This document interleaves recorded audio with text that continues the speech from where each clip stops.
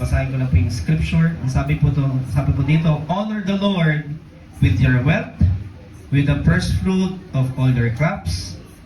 Then your barns will be filled to overflowing, and your vats will bring over a new wine. Father, we thank you, Lord. Merong himala kang ginawa tuon po sa John chapter 4 na sinabi mo, Panginoon, that water will turn into wine.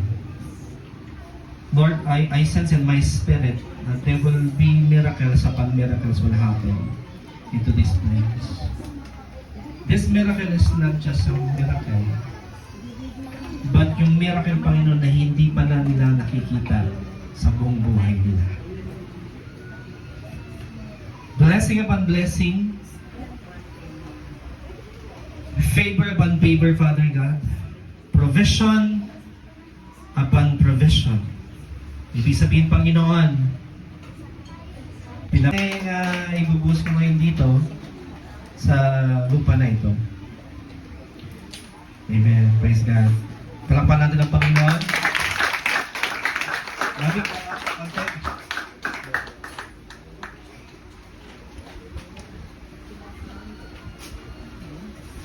Sige po kayo.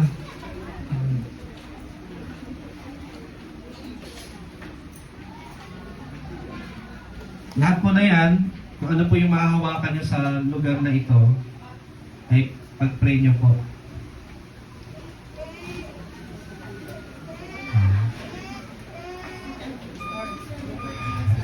Jesus. Yan po. Pumunta po kayo sa lahat ng corner ng lugar na ito, hawakan nyo, ipuin nyo, at i-declare nyo po yung blessing. Sige po, start na po tayo. Mga mabusan ako, magbayad ako ito na ito. Lahat daw hawakan. Amen. Ano yung hawakan mo?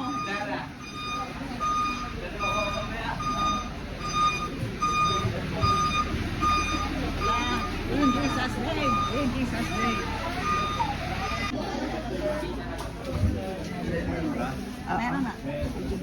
Si Pierre. Si Pierre. Pierre! Pierre!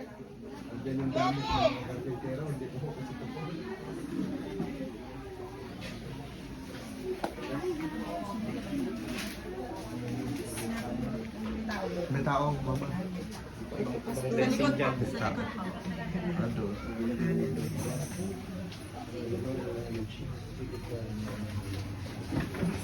Blessing and holy. Panalala na po tayo sa. Okay po. Pwede ko tawagin yung mag-asawa.